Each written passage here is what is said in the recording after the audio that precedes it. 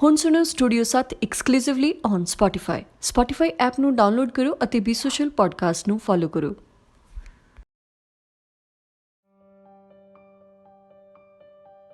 ਤੁਸੀਂ ਸੁਣ ਰਹੇ ਹੋ ਬੀ ਸੋਸ਼ਲ ਪੋਡਕਾਸਟ ਦੀ ਪੇਸ਼ਕਸ਼ ਸਟੂਡੀਓ 7। ਅੱਜ ਦੇ ਸਟੂਡੀਓ 7 ਵਿੱਚ ਤੁਸੀਂ ਸੁਣੋਗੇ ਕੋਰੀਆਈ ਲੋਕ ਕਹਾਣੀ ਜੋ ਬੀਜੋਗੇ ਉਹੀ ਖਾਓਗੇ, ਗੁਰਦੀਪ ਗਰੇਵਾਲ ਦੀ ਆਵਾਜ਼ ਵਿੱਚ। ਬਹੁਤ ਸਮਾਂ ਪਹਿਲਾਂ ਕੋਰੀਆ ਦੇ ਛੋਟੇ ਜਿਹੇ ਪਿੰਡ ਵਿੱਚ ਦੋ ਭਰਾ ਆਪਣੇ ਪਿਤਾ ਨਾਲ ਰਹਿੰਦੇ ਸਨ। ਛੋਟਾ ਭਰਾ ਮਿਹਨਤੀ ਤੇ ਰਹਿਮਦਿਲ ਸੀ, ਵੱਡਾ ਘਮੰਡੀ ਸੀ। ਉਹ ਆਪਣੇ ਛੋਟੇ ਭਰਾ ਦਾ ਅਪਮਾਨ ਕਰਦਾ ਤੇ ਬੁੱਢੇ ਬਾਪ ਵੱਲ ਧਿਆਨ ਨਹੀਂ ਦਿੰਦਾ ਸੀ। ਹਰ ਰਾਤ ਭੋਜਨ ਕਰਨ ਮਗਰੋਂ ਪਿਤਾ ਆਖਦਾ, ਬੱਚਿਓ ਯਾਦ ਰੱਖੋ, ਤੁਸੀਂ ਜੋ ਬੀਜੋਗੇ ਉਹੀ ਖਾਓਗੇ। ਛੋਟਾ ਪੁੱਤਰ ਆਪਣੇ ਪਿਤਾ ਦੀ ਗੱਲ ਧਿਆਨ ਨਾਲ ਸੁਣਦਾ, ਪਰ ਵੱਡਾ ਉਬਾਸੀਆਂ ਲੈਂਦਾ ਰਹਿੰਦਾ। ਪਿਤਾ ਨੇ ਮਰਨ ਵੇਲੇ ਦੋਹਾਂ ਪੁੱਤਰਾਂ ਨੂੰ ਆਪਣੇ ਕੋਲ ਬੁਲਾ ਕੇ ਆਖਿਆ, ਪੁੱਤਰੋ ਯਾਦ ਰੱਖੋ, ਇੱਕੇ ਵਿੱਚ ਹੀ ਬਰਕਤ ਹੈ। ਇਹ ਜ਼ਮੀਨ ਤੁਹਾਡੇ ਦੋਹਾਂ ਦੀ ਹੈ, ਰਲ ਮਿਲ ਕੇ ਕੰਮ ਕਰੋ। ਵੱਡੇ ਭਰਾ ਨੂੰ ਗੁੱਸਾ ਆ ਗਿਆ। ਜਿਉਂ ਹੀ ਪਿਤਾ ਦਾ ਸੰਸਕਾਰ ਹੋਇਆ, ਉਸਨੇ ਆਪਣੇ ਛੋਟੇ ਭਰਾ ਨੂੰ ਘਰੋਂ ਕੱਢ ਦਿੱਤਾ। ਛੋਟਾ ਭਰਾ ਨਿਰਾਸ਼ਾ ਵਿੱਚ ਕਈ ਮੀਲ ਤੁਰਦਾ ਗਿਆ ਅਤੇ ਅਜਿਹੀ ਜ਼ਮੀਨ ਕੋਲ ਪਹੁੰਚ ਗਿਆ ਜਿਸ ਨੂੰ ਕੋਈ ਲੈਣਾ ਨਹੀਂ ਸੀ ਚਾਹੁੰਦਾ। ਉਸਨੇ ਉੱਥੇ ਝੋਨੇ ਦੀ ਖੇਤੀ ਸ਼ੁਰੂ ਕਰ ਦਿੱਤੀ ਅਤੇ ਝੌਂਪੜੀ ਬਣਾ ਕੇ ਰਹਿਣ ਲੱਗਾ। ਆਪਣੀ ਮਿਹਨਤ ਨਾਲ ਉਸਨੇ ਚੰਗਾ ਧਨ ਕਮਾ ਲਿਆ ਅਤੇ ਵਿਆਹ ਕਰਵਾ ਕੇ ਪਰਿਵਾਰ ਵਾਲਾ ਬਣ ਗਿਆ। 1 ਸਾਲ ਬਾਰਿਸ਼ ਨਾ ਹੋਈ ਅਤੇ ਉਸਦੀ ਧਾਨ ਦੀ ਫਸਲ ਮਰ ਗਈ। ਭੁੱਖ ਨਾਲ ਆਪਣੀ ਪਤਨੀ ਤੇ ਬੱਚਿਆਂ ਨੂੰ ਸਿਸਕੀਆਂ ਭਰਦਿਆਂ ਵੇਖ ਕੇ ਉਸਦਾ ਦਿਲ ਟੁੱਟ ਗਿਆ। ਉਹ ਆਪਣੇ ਅਮੀਰ ਭਰਾ ਕੋਲ ਗਿਆ ਅਤੇ ਉਸਨੂੰ ਪਿਤਾ ਵੱਲੋਂ ਦੋਹਾਂ ਨੂੰ ਦਿੱਤੀ ਜ਼ਮੀਨ ਵਿੱਚੋਂ ਪੈਦਾ ਹੋਏ ਕੁਝ ਚਾਵਲ ਦੇਣ ਲਈ ਆਖਿਆ। ਇਨਕਾਰ ਕਰਦਿਆਂ ਵੱਡੇ ਭਰਾ ਨੇ ਉਸਨੂੰ ਦਰਵਾਜ਼ੇ ਤੋਂ ਬਾਹਰ ਕੱਢ ਦਿੱਤਾ।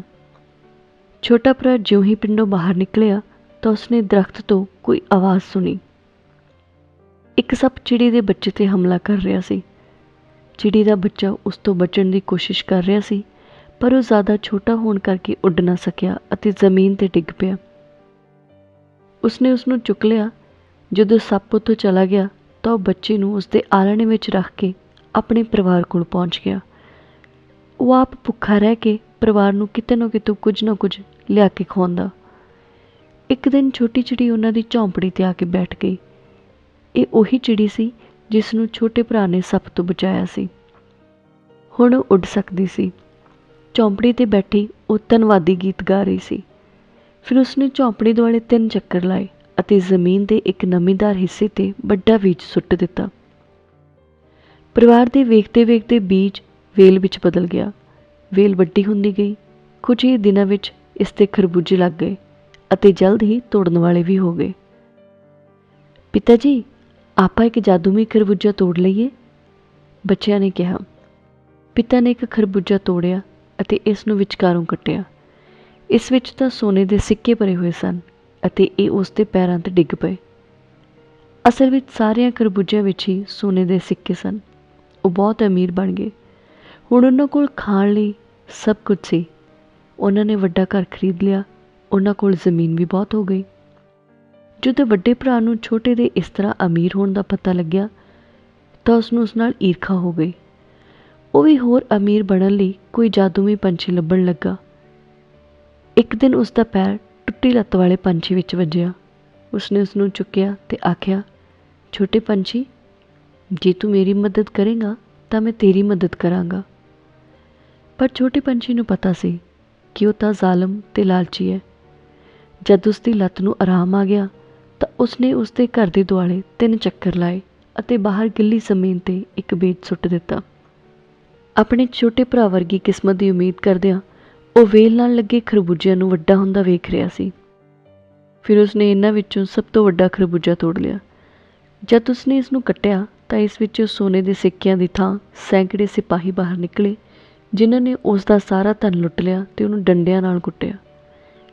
ਕੁੱਟ ਪੈਣ ਕਰਕੇ ਉਸਦਾ ਅੰਗ ਅੰਗ ਦੁਖਦਾ ਸੀ, ਪਰ ਉਸਨੇ ਸੋਚਿਆ ਕਿ ਹੋਰ ਖਰਬੂਜਿਆਂ ਵਿੱਚ ਤਾਂ ਸੋਨੇ ਦੇ ਸਿੱਕੇ ਹੀ ਹੋਣਗੇ।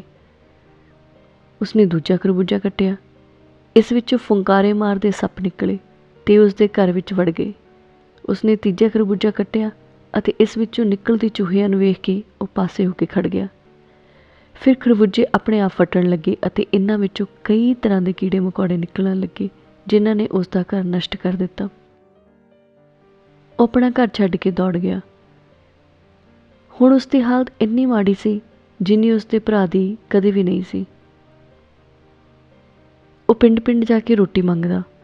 ਇੱਕ ਦਿਨ ਉਸਨੇ ਵੇਖਿਆ ਕਿ ਉਸ ਦਾ ਛੋਟਾ ਭਰਾ ਉਸ ਦੇ ਨੇੜੇ ਹੀ ਖੁਰਪਾ ਲਈ ਖੜਾ ਸੀ। ਉਸ ਨੂੰ ਵੇਖ ਕੇ ਉਹ ਉੱਥੋਂ ਜਾਣ ਹੀ ਲੱਗਾ ਸੀ ਕਿ ਛੋਟੇ ਭਰਾ ਨੇ ਉਸ ਵੱਲ ਪਿਆਰ ਨਾਲ ਵੇਖਿਆ ਅਤੇ ਆਖਣ ਲੱਗਿਆ, ਆਓ ਆਪਾਂ ਉਹੀ ਕਰੀਏ ਜੋ ਪਿਤਾ ਜੀ ਨੇ ਕਰਨ ਲਈ ਆਖਿਆ ਸੀ ਅਤੇ ਇਕੱਠੇ ਨਵੀਂ ਫਸਲ ਬੀਜੀਏ। ਉਸ ਦੀਆਂ ਅੱਖਾਂ ਵਿੱਚ ਹੰਝੂ ਆ ਗਏ ਅਤੇ ਉਸਨੇ ਛੋਟੇ ਨੂੰ ਗਲਵੱਕੜੀ ਪਾ ਲਈ।